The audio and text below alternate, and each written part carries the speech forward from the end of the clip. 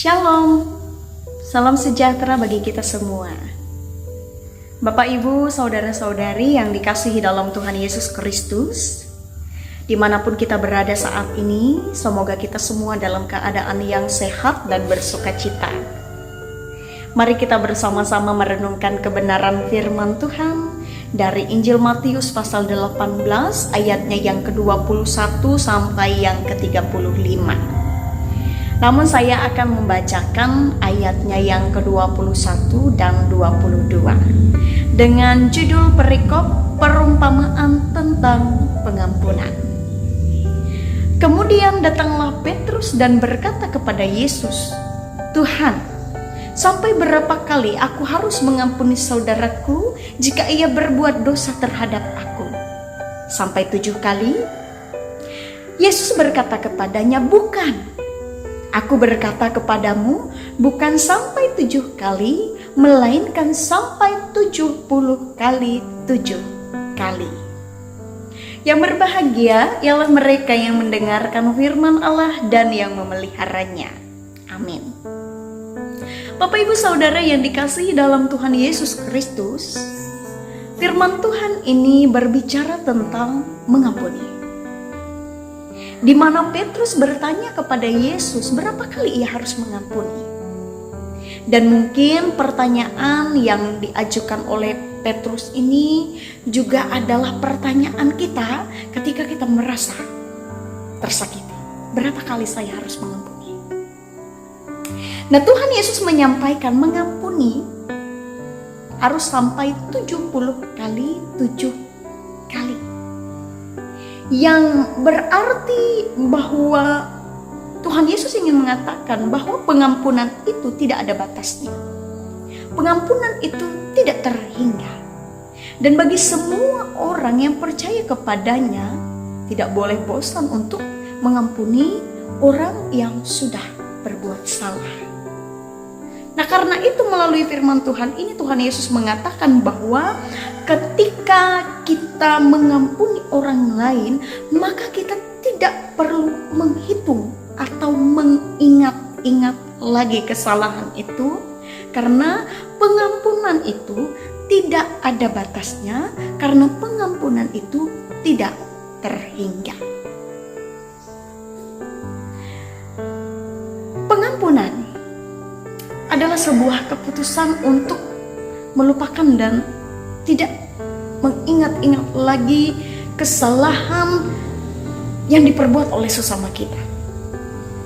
Jadi kalau kita mengatakan saya mengampuni, tapi suatu ketika kita kemudian mengingatnya lagi, kita mengungkitnya lagi, kita menceritakannya kepada orang lain lagi, itu bukan mengampuni. Pengampunan itu berarti saya mengampuni dia dan memutuskan untuk melupakan dan tidak mengingat-ingat lagi kesalahan yang pernah diperbuat oleh orang tersebut. Nah, Bapak, Ibu, Saudara yang dikasihi dalam Tuhan, semangat mengampuni yang diwariskan oleh Yesus ini harusnya juga menjadi semangat bagi kita sebagai orang yang percaya. Mengapa demikian?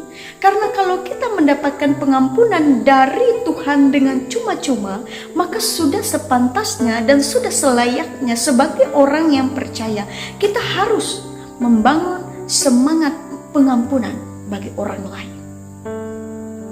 Bukan malah menyimpan dendam, menyimpan amarah, mengungkit-ungkit atau mengingat-ingat kembali kejadian atau peristiwa yang menyakitkan yang sudah terjadi. Kita harus mengampuni karena kita sudah terlebih dahulu diampuni oleh Tuhan. Apabila kita tidak mengampuni, apalagi Bapa sendiri. Karena di mana ada rasa benci, di mana ada rasa dendam, marah, maka akan selalu ada rasa sakit hati, perselisihan, bahkan juga permusuhan. Kita tidak akan pernah mampu untuk menampung semua rasa itu di dalam hati kita. Tetapi yang harus kita lakukan ialah Kasihi, karena itulah yang akan menolong kita untuk mengampuni, karena itulah yang akan menolong kita untuk memahami orang yang melakukan kesalahan itu. Inilah tantangan hidup kita. Inilah yang harus diperbaharui di dalam hidup kita. Kita harus menghidupi semangat mengampuni itu, baik itu di dalam diri kita sendiri, maupun juga bersama dengan keluarga, komunitas, sahabat, saudara, dan siapapun orang yang ada di sekitar kita. Kalau kita mau jujur, mengampuni itu adalah hal yang tidak mudah, bahkan sulit. Kenapa? Karena seringkali ada sesuatu yang mengganjal di dalam hati kita sehingga kemudian mempersulit kita untuk mengampuni, yaitu gengsi. Gengsi mengampuni orang yang bersalah kepada kita. Gengsi mengampuni karena seakan-akan dianggap tidak punya harga diri. Gengsi mengampuni karena takut dianggap bahwa kita lemah atau bahkan dikatakan bodoh. Padahal itu salah satu kunci yang harus kita bangun. Kita meninggalkan, kita melupakan segala sesuatu yang pernah menyakiti dan fokus hidup ke depan. Kualitas hidup orang beriman ditentukan pada bagaimana kita mampu mengampuni orang lain, pada bagaimana kita mampu untuk mengampuni mereka yang bersalah kepada kita. Kalau kita mendapatkan pengampunan yang cuma-cuma dari Allah secara gratis, mengapa kita harus pelit untuk mengampuni orang lain?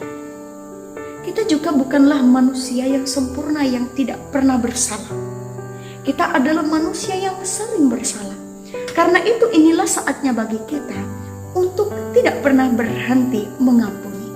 Karena sekali lagi pengampunan, mengampuni tidak terbatas dan tidak terhingga.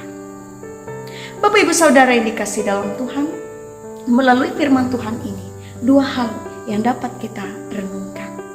Yang pertama, mengampuni walaupun sulit dan sakit.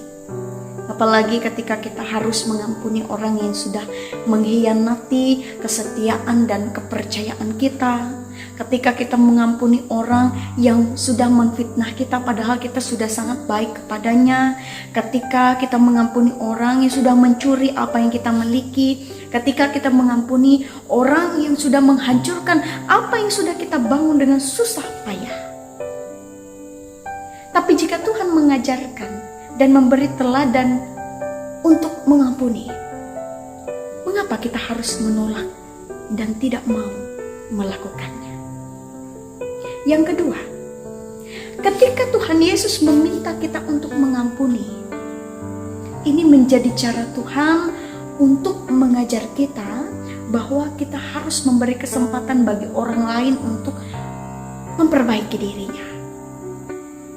Seperti Tuhan Yesus telah mengampuni dan telah memberi kita kesempatan untuk memperbaiki diri kita sehingga kita berkenan di hadapannya. Dan bisa jadi ketika Ia meminta kita untuk mengampuni, ini adalah cara Tuhan untuk menolong kita agar kita dibebaskan dari ketidaknyamanan dalam hidup. Yang mungkin awalnya kita dipenuhi dengan rasa marah, rasa benci, sakit hati, dendam, dan lain sebagainya. Tapi ketika kita terbebas dari semua rasa itu, ketika kita melepaskan pengampunan, maka kita akan hidup dalam damai sejahtera. Karena itu Bapak Ibu Saudara yang dikasihi dalam Tuhan Yesus Kristus, pengampunan yang tulus akan memberikan damai dan sukacita, baik itu bagi diri kita sendiri maupun juga bagi orang lain.